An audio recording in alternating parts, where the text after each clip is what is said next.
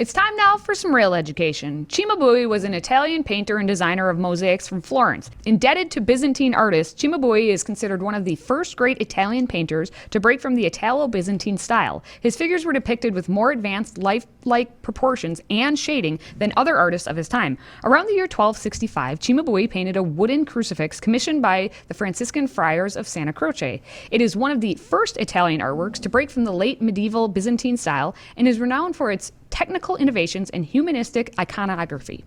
Take a look at this wonderful crucifix. And Cimabue, who was also known as Ceni di Peppo or Ceni di Pepe, that was his real name, Cimabue being a nickname for the fella, was really one of those great innovators that got overshadowed and kind of forgotten by the non-art loving public. But we owe him a debt of gratitude. You think about those medieval paintings. Think about those medieval paintings of crucifixes that abound, especially Byzantine ones. If you've ever seen any Byzantine art, you will know that you have lots of angels and lots of saints, but they're one-dimensional, right? The Byzantines had not yet figured out how to use perspective. In fact, the Western world hadn't either. How do you project in painting so that you have depth, right? So that in the painting you have multiple levels of interaction. How do you make a flat canvas ultimately two-dimensional, right, where you can see backwards and forwards?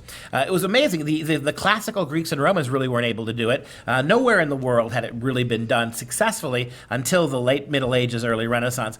For lack of a better word, Cimabue, and we'll look at his achievement here, Cimabue was a late medieval, very early Renaissance painting. But the thing that gets me about that crucifix there, first of all, you see how Byzantine it is, right? Do you see all the gold laminate? You see all the gold overprint? You see the gold tonality of the image? That comes right from the Byzantines, right? All of their icons, their religious paintings, their iconographic paintings were almost all golden, and that golden was the color that was reserved for saints and angels and Christ himself. And you can see the body of Christ, the halo, the ends of the crucifix, the clothing that drapes behind Christ's back. All of that is gold in the iconic Byzantine way.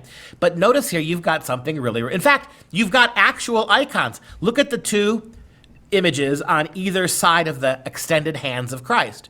And what you see is old Byzantine icons, right? Notice how flat and one-dimensional they are. Those two little mini portraits and each of the ends of the hands of Christ are traditional Byzantine icons. They are Greek, they're golden tinted, and there is no depth. There is really no depth between the human being pictured and the background. Now that wasn't just bad technique on the part of the Byzantines. They're painting holy subject, and so the holy subjects. So the golden background, the background of heaven, and the individual are meant to be on the same plane to suggest their holiness. So it was a conscious act on the part of the Byzantines to do that, even though to our eyes it looks flat and one-dimensional. Now step back again and look at the way Christ seems to be floating against the back of that cross. I mean, here's a crucified Christ, but it's a crucified Christ whose human corporeality is actually lighter than the body, right? This is a Christ that's already multidimensional.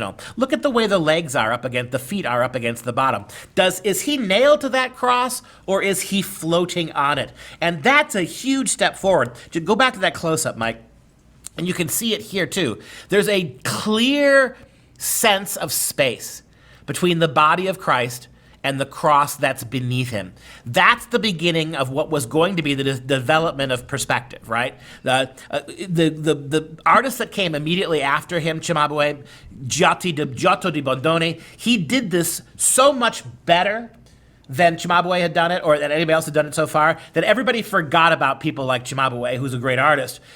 Bondone did it much better. You can see as it's painted on the wall, notice the painted arch on the wall, and then the crucifix painted over the arch, and then the body of Christ painted on the crucifix. There you have three levels of perspective. It's quite beautiful. The arch that's painted on the wall looks like it's an archway through something. The cross seems to be placed in front of that, the body placed in front of the cross, in front of the arch. And that's the genius that Bondone and others would expand upon to give us the Renaissance in painting.